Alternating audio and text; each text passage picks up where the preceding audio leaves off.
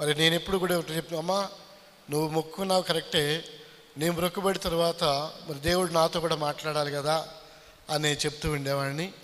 ఆ తర్వాత ప్రభు ఆశ్చర్యకరంగా 134వ కీర్తనను బట్టి మరి తన సేవకు నన్ను పిలిచినట్లుగా నేను నిర్ధారణ చేసుకున్నప్పుడు మరి సేవ కొరకే ప్రత్యేకించబడి హెబ్రోన్ సంఘాలలో మరి ఒక సంఘానికి నేను వెళ్ళడం జరిగింది. అంటే చిన్నప్పుడు మేము ఆ క్రమంలో పెరుగున్నాం కాబట్టి అక్కడికి వెళ్ళాను.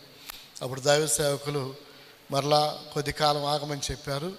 అయితే ఆ తర్వాత ఆయన మరి ఎందుకు అలా చేస్తున్నారో మాకు అర్థం కాలేదు. కానీ అప్పుడు మా తల్లిగారు ప్రార్థన చేసి ఏసీటీసీలో ట్రైనింగ్ పంపించారు. మనం బోర్న్ బ్యాప్టిస్ట్ కాబట్టి మనం బ్యాప్టిస్ట్ సంఘాల్లో ఉన్నాము, పనిచేస్తున్నాము.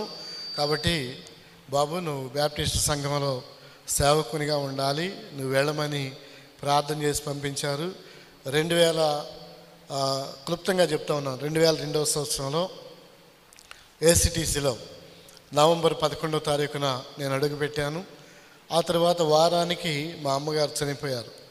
ఇంక మా అమ్మగారికి ఇచ్చినటువంటి మాటను బట్టి, తన ప్రార్థనను బట్టి నేను కష్టమైన, నష్టమైన, నిష్ఠూరమైన అక్కడ ఉన్న పరిస్థితులు కొన్ని బయటకు చెప్పుకోవడానికి అంత హెల్దీ విషయాలు అక్కడ ఉండవు.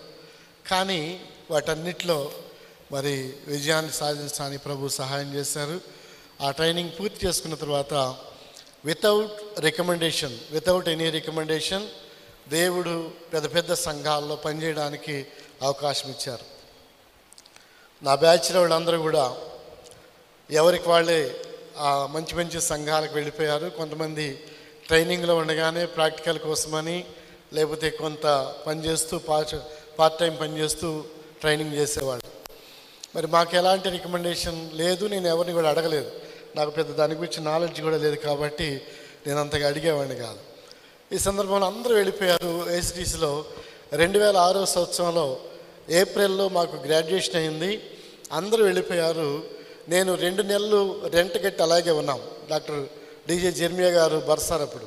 ఆయనకి చివరికి 3 నెలల తర్వాత అన్నారు, ఇంకా మీరు రెంట్ కట్టి కూడా ఉండటానికి వీల్లేదు, అందరూ ఖాళీ చేస్తున్నారు, సో మీరు వెళ్ళాల్సిందే, ఆ పరిస్థితి వచ్చింది, కొంచెం గుర్తుపెట్టుకోండి అని చెప్పారు. ఇక మేము ఇంటికి వెళ్ళడానికి తీర్మానం చేసుకుంటూ ఆ లగేజ్ కిందకి దింపుతా ఉన్నాం. ఫస్ట్ లగేజ్ బ్యాగ్ కిందకి దిగింది. రెండవ లగేజ్ తీసుకోవడం కోసమే నేను పైకి వచ్చాను. ఆ పై ఫ్లోర్లో ఉండగానే అప్పట్లో చిన్న ఫోన్లు ఉండేవి, నోకియా ఫోన్లు. ఫోన్ వచ్చేసింది, విజయవాడ సంఘం నుంచి, మీరు పాస్టర్ గారు జూన్ 18th, ఇది కూడా జూలై 18th, జూన్ 18న మీరు వాక్యం చెప్పడానికి Vijayawada centenary Telugu Baptist town చర్చికి రమ్మని సెక్రటరీ గారు ఫోన్ చేశారు. సో దేవుని చిత్తం అనుకున్నాం, వెళ్ళాము. ఆ తర్వాత జూన్ 24వ తారీఖు మేము ఫ్యామిలీతో ఆ చర్చిలో ఉన్నాం. ఇది దేవుడు చేసినటువంటి గొప్ప కార్యం. అప్పుడు సెక్రటరీ గారు అన్న మాట ఏంటంటే, అందరం మేము వస్తామని మా ఎంట పడుతుంటే మీరేంటి పాస్టర్ గారు వాక్యం చెప్పారు వెళ్ళిపోయారు, మళ్ళీ ఫోన్ చేయరేంటి అని ఫోన్ చేసి పిలిచి ఆ అడ్వాన్స్ కొంత వచ్చి లగేజ్ మీరు తీసుకురండి అని చెప్పారు. సో అలాగా అక్కడి నుంచి మాకు ఇవ్వబడిన టెన్యూర్లో 5 years అలాగా దేవుని మహిమార్థమై ఘనమైన పరిచర్య చేశాం. ఎప్పటికీ ఆ పరిచర్య అలాగే మిగిలిపోయింది. మీరు విజయవాడలో ఇస్లాంపేట సెంటినరీ బ్యాప్టిస్ట్ సంఘంలో ఎవరైనా మీకు తెలిసిన వాళ్ళు ఉంటే మీరు అడగవచ్చు.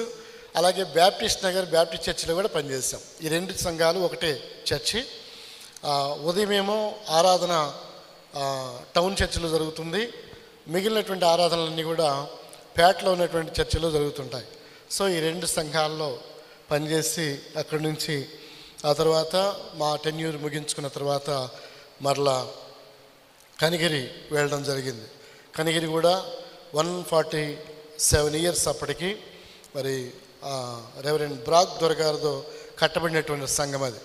అక్కడ కూడా మరి 2 సంవత్సరాలు పనిచేస్తూ ఉండగా మరలా గుంటూరు సంఘం వాళ్ళు పిలిచారు. గుంటూరులో చేస్తూ ఉండగానే తుని సంఘం వాళ్ళు పిలిచి దాదాపు 6.5 సంవత్సరాలు, వాస్తవానికి సిబిసిఎన్సి సంఘం, అది సిబిఎం సంఘం, కెనడియన్ బ్యాప్టిస్ట్ అంటాం.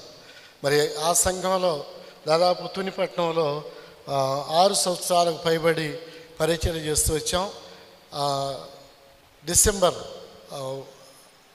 నవంబర్ 1వ తారీఖున మేము 2020 నవంబర్ 1న ఆ చర్చ్ నుంచి బయటకు వచ్చి ఆ తర్వాత మరి మేము దేవుని మహిమార్థమైన అనేక ప్రాంతాల్లో వాక్య పరిచర్య కొరకై ఆహ్వానించబడతా ఉన్నాం. దేవుని కృపను బట్టి మరలా మీ ఎదుట ఇప్పుడు ఇక్కడ నిలబడ్డాం. పాస్టర్ గారు ఇక్కడే ఉన్నారు.